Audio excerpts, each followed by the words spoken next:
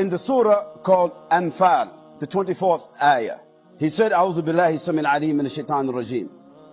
يا أيها الذين آمنوا استجيبوا لله وللرسول صلى الله عليه وسلم إذا دعاكم لما يحييكم واعلموا أن الله يحول بين المرء وقلبه وأنه إليه تحشرون واتقوا فتنة لا تصيبن الذين ظلموا منكم خاصة واعلموا أن الله شديد العقاب.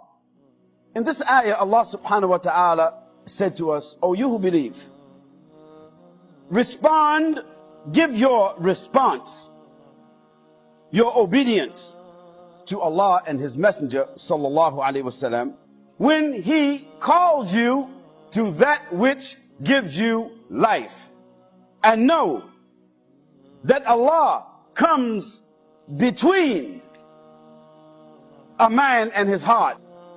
Allah subhanahu wa ta'ala knows the inner recesses of a man's heart. And that knowledge of Allah subhanahu wa ta'ala can fortify that if it is good.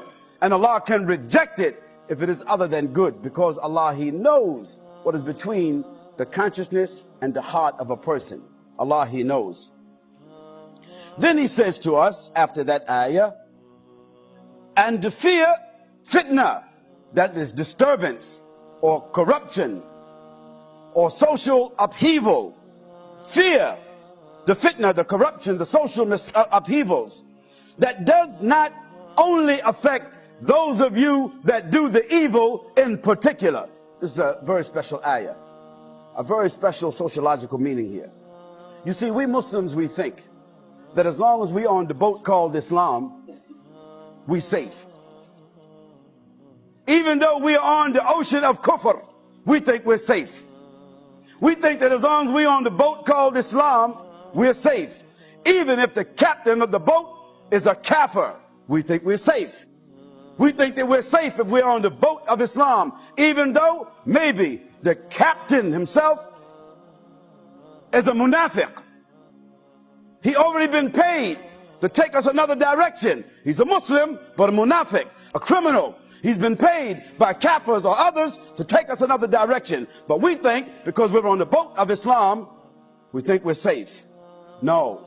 And we also think that as long as we go to the masjid, as long as we're reciting Quran, as long as we're making sajda, as long as we're making tasbih, as long as we're making hajj, as long as we're wearing certain clothes, as long as we're born of a Muslim family, as long as we're eating halal meat, and so forth and so on, we think to ourselves, never mind these kafirs. Allah will accept our prayers. We will be judged for ourselves. No, Allah is telling you and me that if you live in a diseased environment, you also will get the disease. If you live in a diseased, unstable, destabilized neighborhood, you, your sons and your daughters, your father and your mother, your sisters and your brothers, they will also be destabilized and dysfunctional. So Allah is telling us, and fear Allah, and fear the fitna that does not merely affect those of you who do the wrong. No, the Prophet ﷺ gave us an example of that. He said, he gave us the analogy of the people who got on a boat, and some was in the upper deck and others was in the bottom deck. We Muslims is like the ones on the upper deck. We don't drink, most of us. We don't gamble, most of us. We don't drug, most of us. We don't commit zina, most of us. We don't do those things, most of us. That puts us in the top of the boat. That puts us in the top of the society, because we are sober. We are conscious. We are guided. We are aware. We are disciplined. We are Muslims, mashallah, in the top of the boat. But there is some others in the bottom of the boat. They're drinking, they're drugging, they're lying, stealing, committing fornication and other major crimes. And among those is kafirs and Muslims who are criminals, who's in the bottom of the boat with the kafirs. And we think, because we're in the top of the boat, a boat called Islam, we think we're safe. No, the Prophet ﷺ said that if the people on the bottom of the boat, they drill a hole in the bottom of the boat because they're jealous. They drill a hole in the bottom of the boat because they want to get their own water.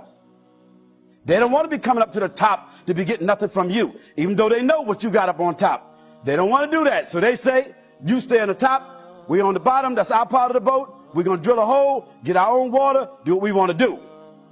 That's the society. We're on the boat, called the society. We're on the top deck, called Islam. The Prophet ﷺ said, if the people in the top of the boat allow the people in the bottom of the boat to drill that hole in the bottom of the boat, what's going to happen to them? The whole boat will sink and everybody will drown. So this is where Amr bil Ma'ruf wa Nahy al Munkar, it comes in. That we have to stop the people on the bottom of the boat from doing that action, because just because those of us who fear Allah, we think we won't be affected, we will be affected. So Allah subhanahu wa ta'ala said, Istajibu lillah wa lirrasul sallallahu alayhi wa sallam.